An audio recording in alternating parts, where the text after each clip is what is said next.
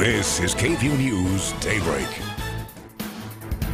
The White House has found itself in the middle of a high-stakes showdown.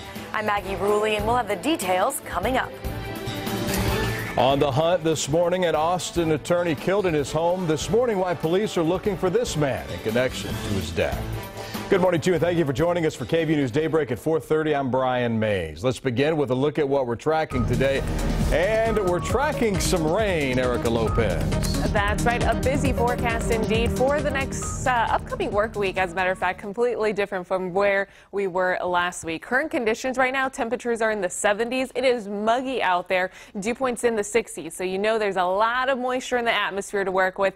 And that's going to give us some rain throughout our afternoon today. We'll have increasing rain shower chances as we progress into the afternoon. We actually could have a decent amount of thunderstorms also. I think the best chance of rain will be after 5 p.m. That's when we'll have kind of a messy evening and overnight hours that could bring us some flash flooding concerns across here in the Austin metro area and much of our viewing area. So here's what we're calling it. 82 for our daytime high, but it's going to be muggy with overcast skies. Again, increasing rain shower chances as we pass through our Monday, and that's going to give us a very busy overnight forecast with showers, storms, heavy rain at times with these showers and storms, and possibly some flash flooding concerns. I'll go more in deep with that forecast, Brian, later on this morning. Back to you. The rain is back, Erica. Thank you. Travis County Sheriff's deputies still searching for a person of interest this morning in the death of a defense attorney. Deputies hoping you can help find this man who they believe is responsible for the murder of Austin defense attorney James Short.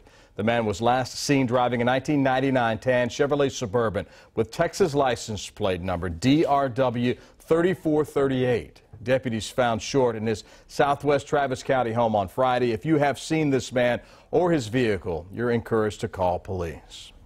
President Trump starting off the week with concerns over Syria after last week's missile attacks. Russia and other nations now releasing a joint statement saying the United States has crossed the line by attacking Syria. This comes as the president's Secretary of State heads to Moscow this week. ABC's Maggie Rulli explains how U.S. leaders are now dealing with threats on retaliation. Overnight, Secretary of State Rex Tillerson's making his way to Moscow as the U.S. and Russia find themselves increasingly at odds. Now, an ominous threat in a joint statement from Russia, Iran, and Hezbollah, the military commanders defending the Assad regime in Syria, saying the United States crossed red lines by attacking Syria, threatening to retaliate against any future military actions. Adding Russia and Iran will not allow the United States to be the only superpower in the world. The United States is still investigating whether the Russians were involved in the chemical attack last week that killed more than 80 Syrian civilians.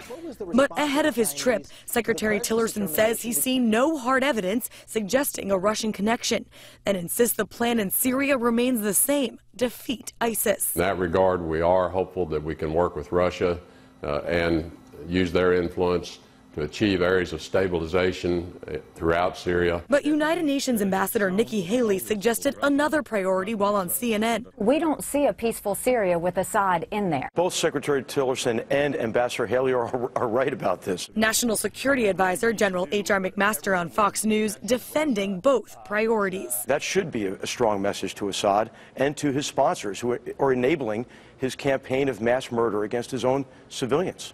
Secretary Tillerson's expected in Russia tomorrow night, where he plans to meet with the Russian foreign minister. It's a visit that will be his most high-profile trip yet as Secretary of State. Maggie Rulli, ABC News, Washington.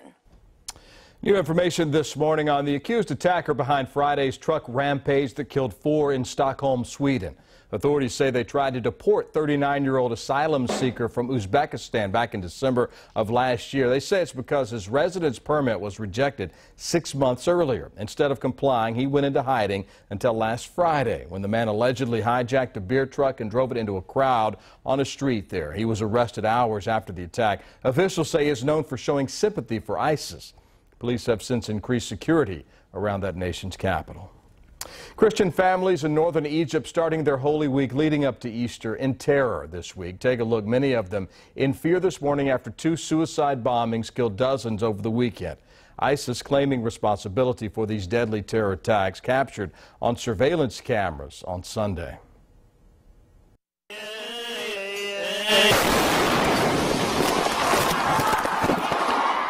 The attacks happened hours apart on two churches in Tanta and Alexandria, killing at least 44 people, injuring over 100 more. You can see one of the accused attackers there in the surveillance video outside of a church in Alexandria before setting off the bomb.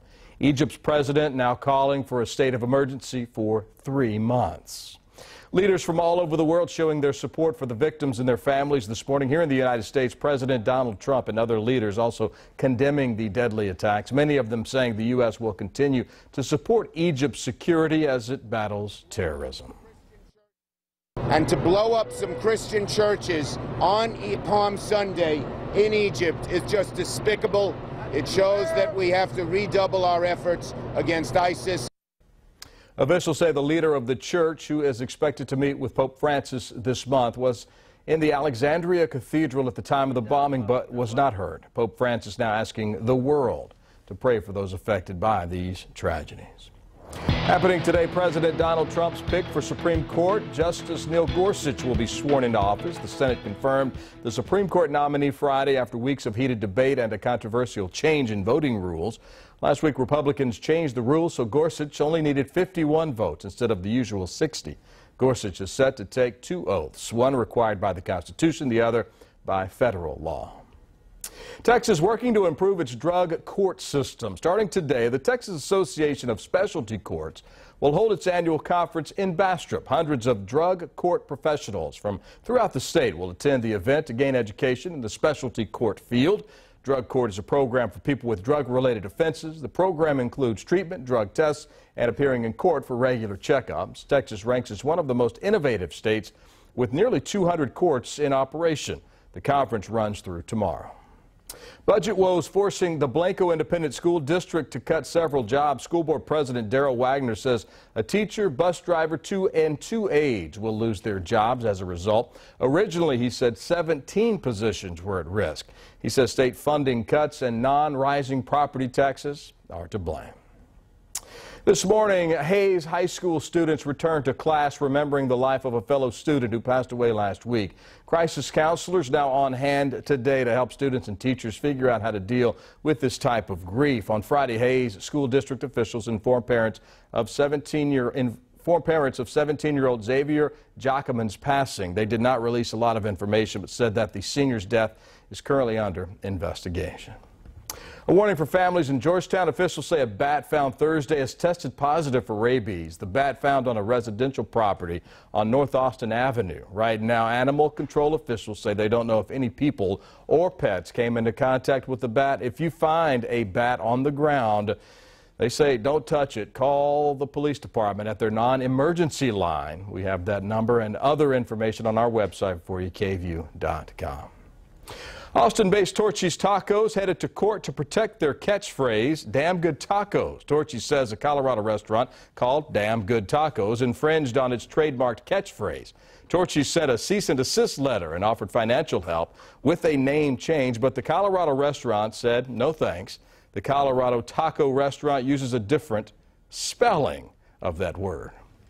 KFC has announced plans to use only antibiotic-free chicken by the year 2018. Several other restaurants like Chipotle, McDonald's, Panera Bread have made similar pledges to eliminate antibiotics in their chicken.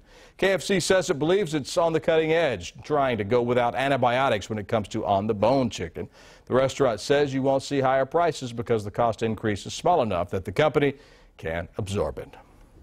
Heads up for those in West Austin, a boil water notice in effect. Austin Water says several streets in the Davenport Ranch neighborhood are affected. That's east of 360, includes Waymaker Way, Clarion Cove, and Never Bend Cove. A loss in pressure at a pump station triggered the notice. We'll let you know when things get back to normal. Will you go to the prom with me? Yeah. Yeah, I will. Aw, so cute. Here's a promposal for you. Anderson High School senior Tristan surprised his girlfriend Brianna at Zilker Park yesterday. The high schooler doesn't have his own dog, so he reached out to Healthy Pets with his idea. Got a puppy to wear a collar around its neck that had the words, "Will you go to prom with me?" Well, I knew he was going to ask me to prom today, but I thought he was going to do it with like something with volleyball because he loves volleyball. Okay, so how did you plan this? Because that took the couple says they're going to keep the collar so they can remember the day. Prom for them, April 22nd. We're told Brianna has already picked out a dress. Good for them. Let's get another check of our forecast. Today it's going to be a busy day and a busy week with that rain in the forecast, Erica. Yeah, so we were spoiled last week. No rain shower chances this week. That is not going to be the case. You're even waking up to some rain shower chances this morning. Extra gloomy conditions out there. So much moisture in the atmosphere with overcast skies. But then this morning into the early afternoon, we're talking some isolated showers. So expect on and off showers throughout our day today. Light to moderate rain can be seen at times. This is what your lunch plans are going to look like. Again, no sunshine in your forecast and definitely some on and off showers. Now it's this afternoon into the overnight hours, this evening into the overnight hours. Check out the heavy rain. We're going to battle a line of heavy thunderstorms. Could possibly have some severe storms with this. It's something we can't rule out, but I think our biggest threat today is going to be the flooding into the overnight hours, and that's going to push through Tuesday morning. So that's where we have a slight risk for some severe weather in place. That does include the majority of our viewing area, and much of I-35 will be in that flood risk. So here's a look at what we're expecting. We're calling it wind and hail in the medium category. Flooding is our main concern, especially into the overnight hours. So again, just keep in mind as we progress through our Monday, rain shower chances are going to increase. We're going to stay on top of the forecast here in the KVUE Storm Center. So I'll continue to keep you guys updated throughout the morning. Erica, thanks. Today, Ford will roll out its new vehicle aiming to help police fight crime and pollution. Check it out. It's a new hybrid midsize sedan. It'll be dubbed the Ford Police Responder. The car will have a combined city and highway gas mileage of 38 miles a gallon, which is more than double the gas mileage of their most popular police vehicles. According to the automaker, that could save taxpayers thousands of dollars in fuel costs every year. The Police Responder will make its debut today, 1 week before the New York International Auto Show. Delta passengers dealing with some serious delays this morning. Why the airline's canceling hundreds of flights and what they're doing to try and help passengers in return. And are you behind on getting your taxes done? You could be in luck while you have a little extra time this year to get everything in order. Daybreak time, 4:42, a live look outside over the sky of downtown Austin. Stay with us.